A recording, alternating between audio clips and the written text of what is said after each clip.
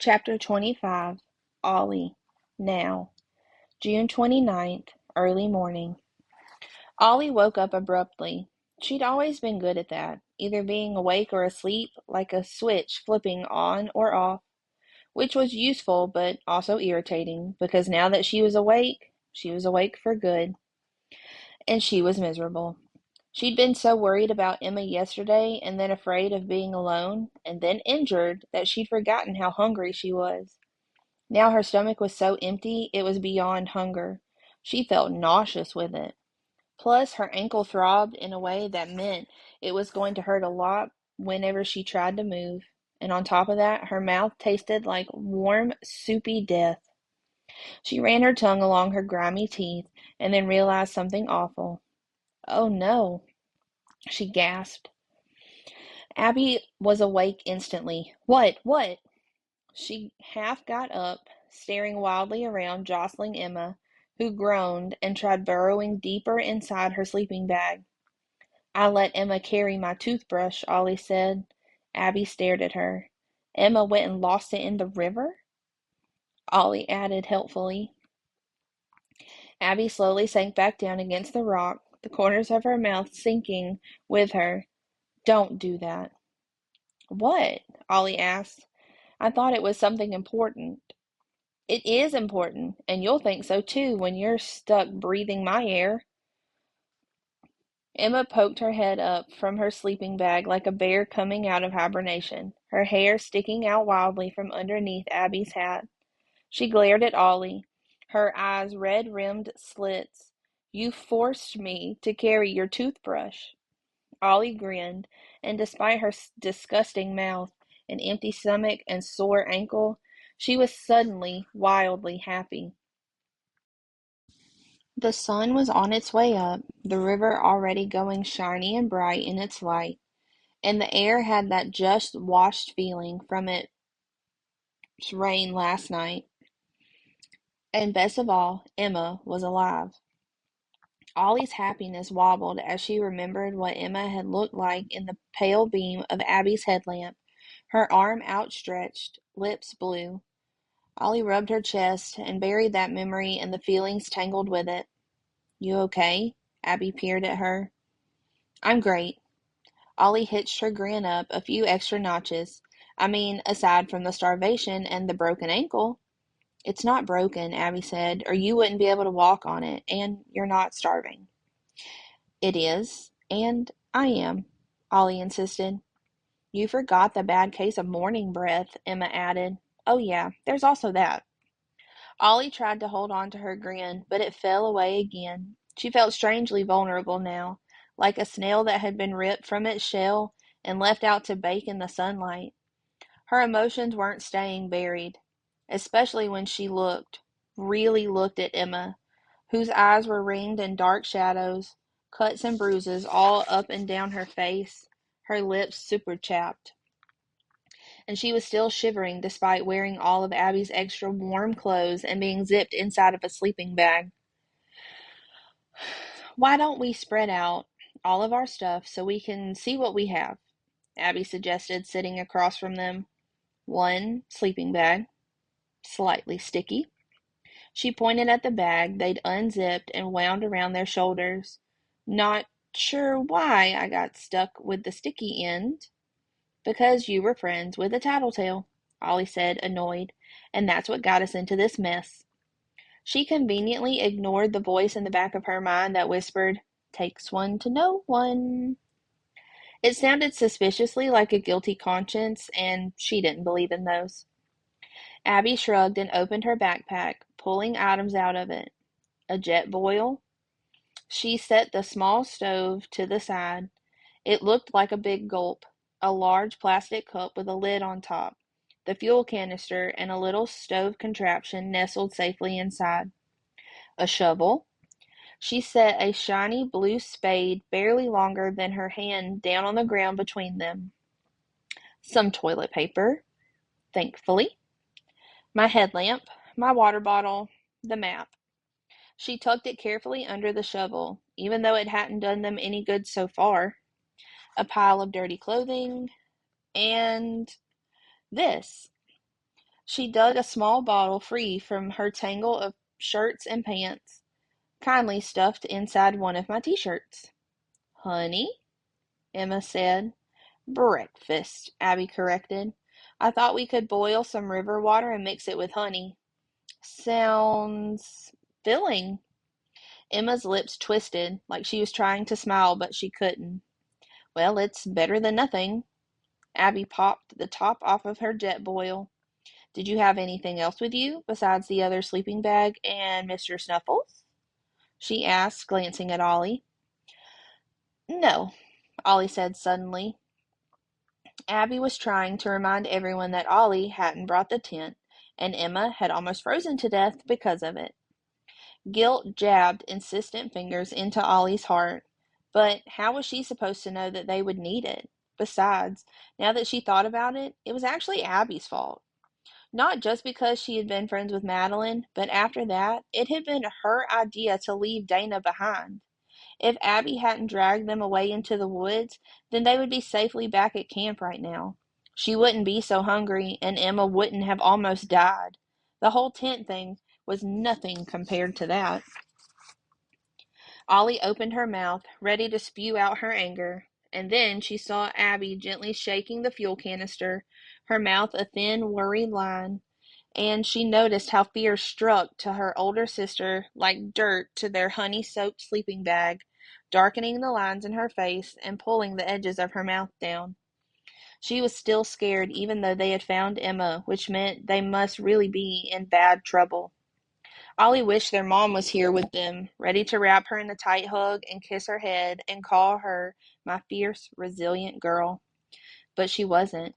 She was far away, and Ollie didn't feel fierce or resilient right now.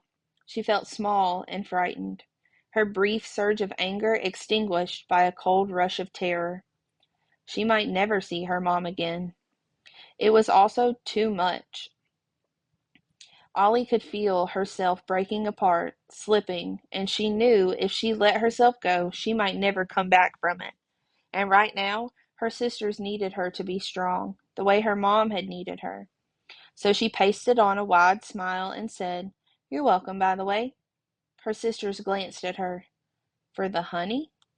Abby's eyes widened, and then she laughed, some of those light, tight lines in her face finally loosening.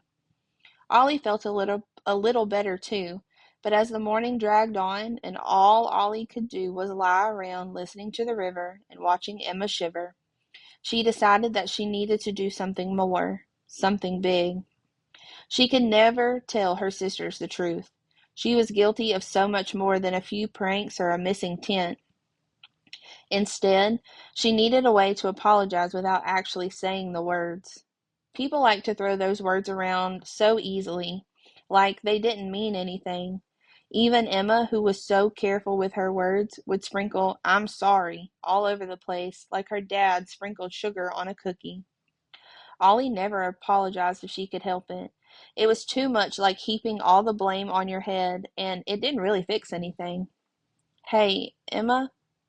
Her sister turned her head slowly and blinked glassy eyes at her like a possessed doll. Ollie winced. She definitely needed to do something. Maybe she could find food like did in the stories, berries or roots or something like that. I'm going to explore the trees nearby, okay? I don't know, Emma rasped, her voice rough. I won't go far, I promise. Ollie expected Emma to keep arguing, but she didn't, and that, more than anything, made Ollie nervous. The Emma she knew would have told her to stay put, but this half-drowned version just huddled deeper in her sleeping bag, her cheeks bright red, with spots floating on the pale oval of her face. Ollie walked past her sister and started up the rocky slope, almost welcoming the way her ankle throbbed with every step. It gave her something to focus on that wasn't fear or hunger or guilt. Pain was much simpler. The last part of the climb was steep, and Ollie had to scramble forward on her hands, grabbing at shrubs to steady herself, pebbles and dirt sliding down away from her. It reminded her of their climb down to the river. Was it just yesterday? It felt like a million years ago. Back then, Ollie had been pretty sure would eventually catch up with them. She'd be furious, and they would definitely be in a lot of trouble, but they'd be safe. Now she didn't know what she believed. The bank leveled out and turned into forest within a few steps, the sound of the river dampening as the trees closed in around her. She lifted her arms up, taking in a huge breath, filling herself with the scent of the pine needles and the dirt and the woodsy decay. When they lived in California, her mom had sometimes taken her hiking on trails that twisted through the redwoods and around the firs, and their place in Salt Lake City was close enough to the woods that Ollie could walk there. When she closed her eyes now, she could have been in any of those forests. Maybe at their heart, all forests were the same, even if they looked different. Ollie slowly released her breath, keeping her eyes closed for a few more minutes so she could pretend she was at home, playing in the woods with Patrick. He'd moved to Utah the summer before her family did and become her first friend, her best friend, a new friend when he challenged her to a series of tree climbing competitions. They traded wins back and forth until he fell and sprained his wrist, and his dad told him he needed to keep both feet planted for a while. After that, they built forts instead and pretended they were going to live there until they got hungry and went home. Ollie ached to be back there, where living in the forest was just a game. She could stop playing and go home, and her dad would make her a grilled cheese sandwich, the bread all golden brown from butter on both sides, the cheese melted and dripping. Ollie opened her eyes. She was crying again, she realized. Silent tears trickled slowly out of her eyes and down her face. She wiped them away, but they didn't stop. It was like she had turned on a faucet last night and now she couldn't turn it off. You don't have to be tough all the time. But she did, except when she was alone, like now, and she could just be Ollie, hungry and scared and sad. She missed her mom and her dad's cooking. I want to go home, she whispered, hugging herself. She wished they had never come here. She wished she had Mr. Snuffles, but he was down by the river with Emma, who was still so cold and needed shelter, and Ollie had selfishly left the stupid tent, and Ollie blinked. Her tears stopped as she looked at the trees around her, all looming in disorderly rows, the ground between them littered with moss and sticks and trunks of the fallen. She thought of Patrick again, and the forts they had built together, and suddenly she knew exactly how she could make everything right. Ollie paid close attention to the direction as she walked, keeping the river squarely at her back until she found what she was looking for. A fallen tree caught in the V of another tree's split branches, so it rested at an angle, like a ski slope. Stretching her arms up, she jumped and caught the jagged top of the trunk, hanging off of it like a monkey. It wobbled, but held. Ollie dropped down, careful to keep her weight on her good foot, then wandered in a small circle in search of long, straight branches. She needed them to be thick enough to hold weight, but not so thick that she couldn't snap them with a well-placed foot stomp. It took a while, but eventually she gathered a whole stack. She lined them up by size, then carefully leaned them into an angle against her fallen trunk, starting at the bottom with the shortest sticks and working her way up one side before repeating on the other side. When she was done, she pushed her sweaty bangs back from her face with one dirt-smeared hand. Her nails were almost black. Emma would have a fit if she saw them. Ollie smiled and studied her foundation. It looked almost like a rib cage of a giant beast, and it was way better than any fort she had made with Patrick. He was going to be so jealous when she told him about this. Ollie's eyes threatened to fill up again, even though she wasn't sad, because she would definitely be going home soon, and "What are you doing?" Abby yelled. Ollie whirled. Abby's face was as red as her hair as she marched through the woods like an angry troll, her hands clenched on her side. "I'm making a fort," Ollie said tentatively. "You can't just run off like that." Abby stopped in front of her, breathing hard, her nostrils flaring. I told Emma where I was going. Ollie took a small step back. Abby's anger was so powerful it felt like an invisible wall of energy crashing into her. Emma didn't remember what you said. Why not? Because she's sick, Ollie, okay? She's not feeling well and her memory isn't so great, and maybe you shouldn't be running off. Ollie wanted to tell Abby she wasn't her mom, and anyhow, she hadn't done anything wrong. But her mind filled with the image of Abby dropping next to her on the rock last night, of how she had been scared and alone, and suddenly she wasn't anymore. And she remembered the way Abby had hugged her so tightly, like she'd been scared and alone too. I shouldn't have run off, Ollie said quietly. Abby opened her mouth and then closed it, her eyes narrowing. She shook her head. Don't agree with me so quickly. I still want to yell at you. Ollie grinned. Want to help me build a fort instead? I think we should be saving our energy. Abby hesitated, looking past Ollie at her creation. That's actually pretty good. It's actually amazing. Ollie scratched idly at her left arm. Abby smiled. Fine. Is it done? Almost. I just need to find something to cover it so it keeps out the wind. Like what? I was thinking moss. Abby frowned. Moss? Yeah, like this. Ollie found a mossy spot, crouched down, and slowly, carefully, peeled a layer of it back, rolling it like a carpet until it finally broke off. Then she carried it to her fort and stacked it near the bottom, covering the shorter branches. See? She scratched at the underside of her arm again.